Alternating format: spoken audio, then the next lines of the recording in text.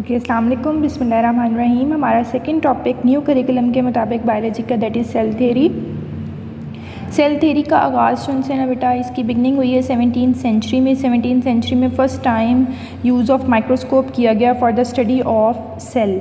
उसके बाद the second thing जो हमने यहाँ पे स्टडी करनी है, दैट इज़ सबसे पहले हम लोगों ने हिस्ट्री देखनी है कि सेल के बारे में किस साइंटिस्ट ने हमें किस तरह से एक ओवरव्यू दिया था। सबसे पहले हमें रॉबर्ट हुक ने जो उनसे वो ओवरव्यू दी है, दैट इज़ 1665 को। वो बताते हैं कि स्लाइस ऑफ कॉक अंडर माइक्रोस्कोप हमने देखी। कॉर्क जो है ना, वो एक लकड़ी के खाली टुकड़े को, या फिर आप कह सकते हैं कि एक हॉलो वुडन पीस को कह सकते हैं। और इसके अंदर उसने जब माइक्रोस्कोप को ऑब्ज़र्व किया, और वो कौन से ट्री में किया था, यहाँ पे एमसीक्यू याद रखिएगा, ओक ट्री के अंदर उसने सबसे पहले जो उनसे है वो माइक्रोस्कोप के अंदर ऑब्जर्वेशन की कॉर्क सेल की ऑफ द ओक ट्री। तो उसको पता लगा कि सेल जो है ना, वो छोटे छोटे कंपार्टमेंट से मिलकर बना हुआ है, जिनको हम लोग क्या कहते हैं, सेलुलाई कहते हैं। यहाँ से हमने ये याद रखना है। द सेकेंड थिंग, 1665 के बाद 1673 में आ जाते हैं इधर। ल्यूवेनविक एक साइंटिस्ट थे। ल्यूवेनविक ने क्या किया, पॉन्ड वाटर ऑब्जर्व किया। पॉन्ड वाटर के अंदर उसने बहुत सारे प्लांट्स और एनिमल्स के लिविंग ऑर्गेनिज्म, लिविंग एंटिटीज़ देखी, जिसको उसने एनिमल क्यूल्स का नाम दे दिया। एनिमल क्यूल्स के बाद 1673 के बाद 1809 आ गया। 1809 में लेमार्क ने कॉन्सेप्ट दिया, और लेमार्क ने जो उनसे ना हमारे पास वो प्लांट और एनिमल सेल को ऑब्जर्व करके हमें उसके बारे में बताया। फिर आ जाता है ब्राउन।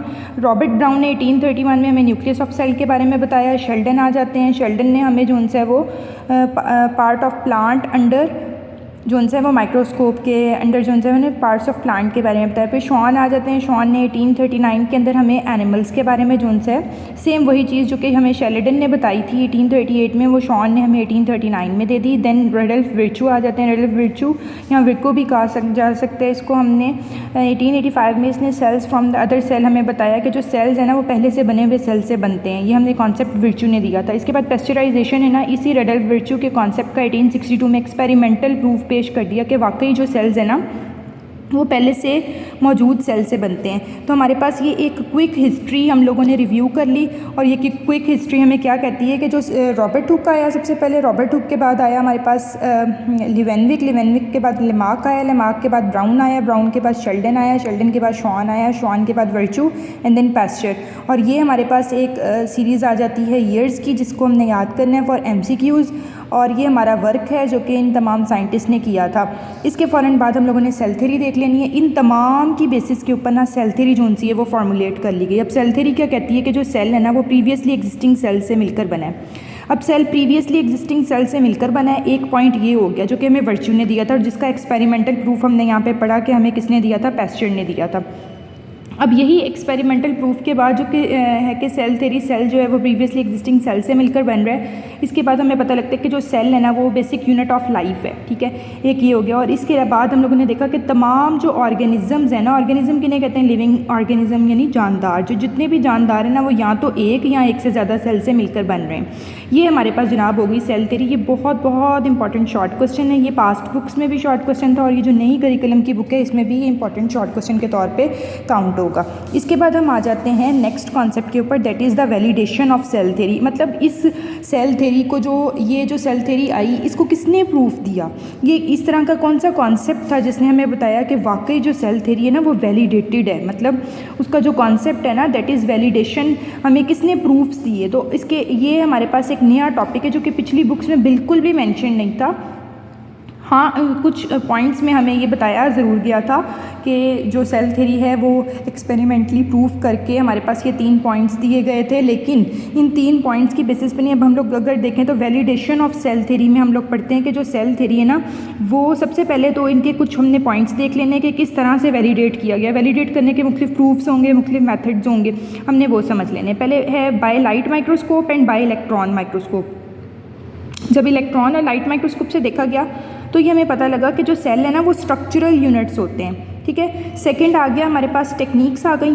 टेक्निक्स कौन कौन सी जनाब? सेल इमेजिंग और जेनेटिक स्टडी। सेल इमेजिंग क्या टेक्निक होती है? ऐसी टेक्निक जिसमें हम किसी भी पार्ट ऑफ बॉडी को या किसी भी पार्ट ऑफ किसी भी स्ट्रक्चर को अगर हम जूम इन करके, मैग्नीफाई करके, आम जुबान में बड़ा करके देखेंगे ना, तो उसको हम कहेंगे कि हमने क्या की है, सेल इमेजिंग की है। इसके बाद जेनेटिक स्टडीज़ आ गई। जेनेटिक स्टडीज़ में हम लोग क्या करते हैं, हम लोग एक जीन को उसको मैग्नीफाई करके उसके छोटे छोटे कंपार्टमेंट्स बना के उसकी स्टडी करते हैं। अब सेल इमेजिंग और जेनेटिक स्टडीज़ ने हमें क्या बताया कि जो सेल है ना वो प्रीवियसली एग्जिस्टिंग सेल से बने, मतलब जो सेल थ्योरी का हमारा पॉइंट नंबर 1 जो यहाँ पे हमने मेंशन किया है वो किसका एक्सपेरिमेंटल यानी वैलिडेशन प्रूफ है। उसके हमारे पास वैलिडेशन प्रूफ कौन सी टेक्निक से आया, सेल इमेजिंग से आया और जेनेटिक स्टडीज़ से आया। इसके बाद हमारे पास एक और टेक्निक है जनाब जिसका नाम है डीएनए सीक्वेंसिंग, जिसको हम कह सकते हैं डीएनए सीक्वेंसिंग। हमारे पास जो टेक्निक है ना इसमें हमें पता लगा कि जो सेल है ना वो कॉमन जेनेटिक मटीरियल रखते हैं। मतलब डीएनए सीक्वेंसिंग क्या है, ये पार्ट 2 में पढ़ी जाने वाली एक टेक्निक होती थी जब सेकेंड ईयर की पास बुक्स थी।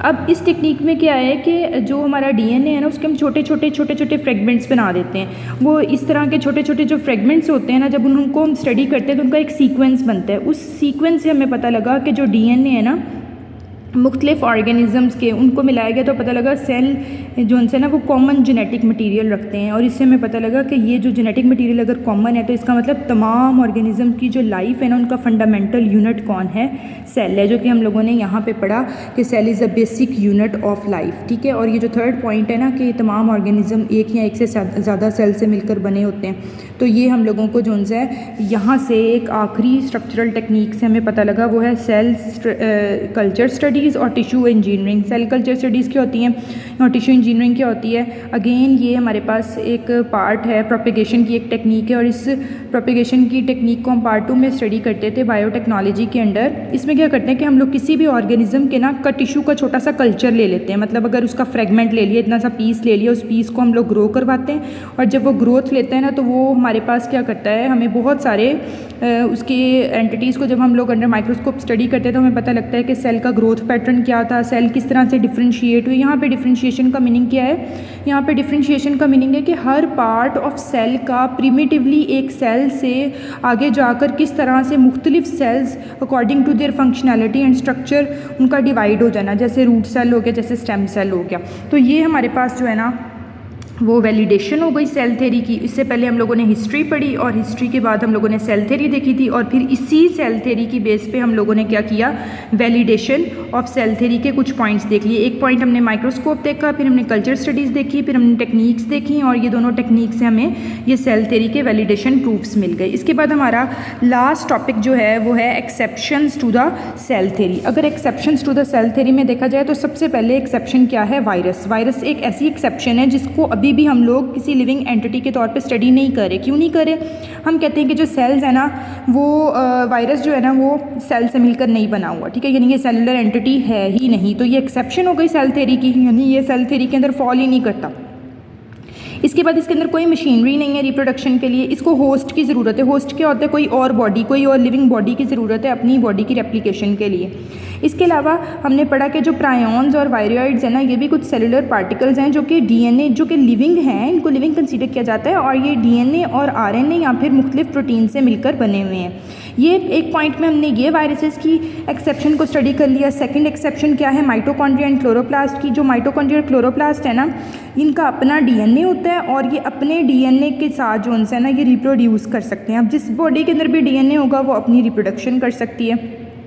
तो इससे हमें पता लगता है कि ये जो डीएनए है माइटोकॉन्ड्रिया क्लोरोप्लास्ट है जिनके अंदर उनका अपना डीएनए है, ये लिविंग प्रोकैरियोटिक सेल से मिलकर बने हुए हैं। प्रोकैरियोटिक सेल क्या होते हैं, ऐसे सेल जिनकी न्यूक्लियर मेम्ब्रेन जो उनसी हैं वो वाज़ह तौर पे डिफाइंड ना की गई हों। ऐसे सेल्स जो कि जो प्रिमिटिव सेल्स हों जो कि ओरिजिनली सबसे पहले ओरिजिनेट हुए थे हमें, उनको हम लोग प्रोकैरियोटिक सेल्स कहते हैं। और ये जो हमारे पास माइटोकॉन्ड्रिया क्लोरोप्लास्ट है ना ये एक थ्योरी कहती है एंडोसिम्बियॉन्ट थ्योरी, जिसके थ्रू हमें पता लगा कि जो प्रोकैरियोटिक सेल्स है ना उन्होंने क्या बना दिया, माइटोकॉन्ड्रिया और क्लोरोप्लास्ट बना दिया। इसके बाद आ जाता है फंजाई एंड एल्गी।